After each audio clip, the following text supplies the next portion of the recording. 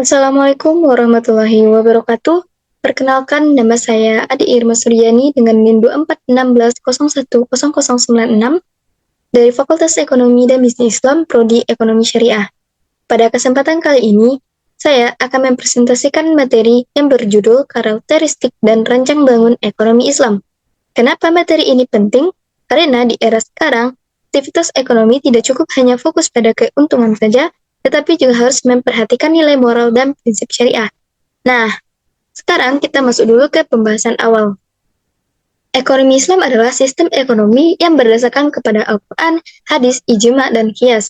Sistem ini berlandaskan pada 3 hal utama, yaitu tauhid atau keimanan, akhlak atau moral, dan syariah atau aturan. Tujuan utama dari ekonomi Islam adalah untuk menciptakan kesejahteraan tidak hanya di dunia tetapi juga di akhirat. Untuk penjelasan lebih lanjut, kita perlu memahami konsep dasarnya. Pertama, kita bahas dulu karakteristik ekonomi Islam. Ekonomi Islam itu berbeda dari ekonomi konvensional, karena dasarnya bukan hanya logika ekonomi, tapi juga bersumber dari Al-Quran dan Sunnah. Di dalamnya ada 3 landasan utama, yaitu akidah, akhlak, dan syariah. Artinya, setiap aktivitas ekonomi itu bukan hanya soal untung rugi, tapi juga harus sesuai dengan keimanan, punya moral yang baik, dan mengikuti aturan Islam. Dari sini kita bisa lihat bahwa ekonomi Islam itu punya ciri khas yang kuat. Nah, ciri khas ini terlihat lebih jelas dalam karakteristik utamanya. Salah satu karakteristik utamanya adalah konsep kepemilikan. Dalam Islam, harta itu pada dasarnya milik Allah, sedangkan manusia hanya sebagai pengelola atau khalifah. Selain itu, ekonomi Islam juga menekankan keseimbangan antara kehidupan dunia dan akhirat. Jadi, kita tidak boleh hanya mengejar keuntungan dunia saja tanpa memikirkan dampaknya di akhirat.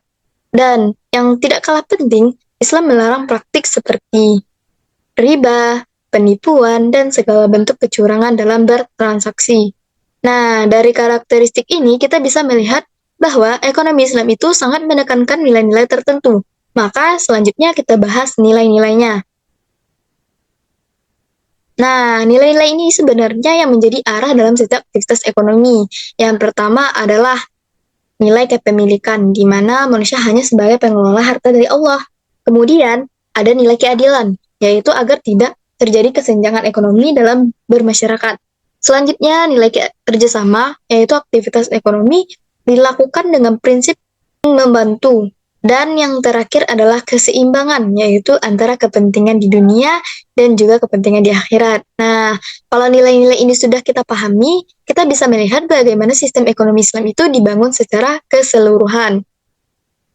Untuk memahami itu, kita masuk ke konsep rancang bangun ekonomi Islam. Konsep ini biasanya dianalogikan seperti sebuah bangunan.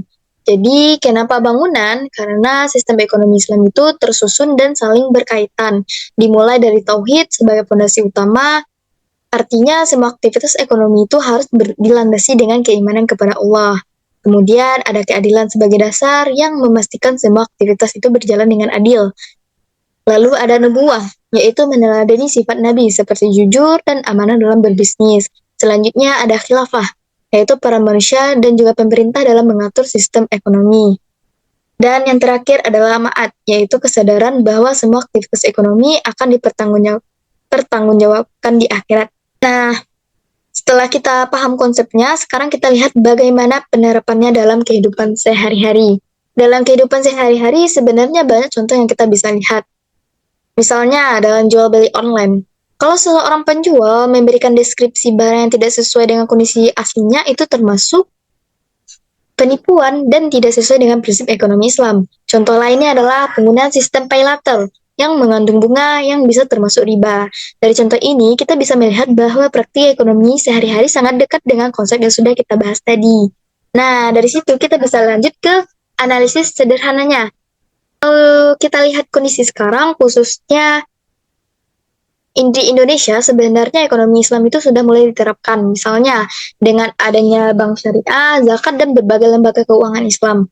Namun, kalau kita analisis lebih dalam, penerapannya masih belum maksimal, karena masih ada ketimpangan ekonomi, monopoli, dan praktik yang belum sesuai dengan prinsip syariah. Artinya, secara konsep ekonomi Islam sudah sangat baik, tapi dalam praktiknya masih perlu penguatan agar bisa benar-benar menciptakan keadilan sosial. Baik, dari penjelasan tersebut dapat kita simpulkan bahwa ekonomi Islam adalah sistem ekonomi yang tidak hanya berfokus pada keuntungan, tetapi juga berlandaskan kepada iman, moral, dan aturan syariah. Ekonomi Islam menekankan keadilan, keseimbangan, dan tanggung jawab dalam setiap aktivitas ekonomi. Sebagai mahasiswa ekonomi syariah, kita diharapkan tidak hanya memahami teori saja, tetapi juga mampu menerapkannya dalam kehidupan sehari-hari. Mungkin itu saja yang dapat saya sampaikan. Terima kasih atas perhatiannya. Wassalamualaikum warahmatullahi wabarakatuh.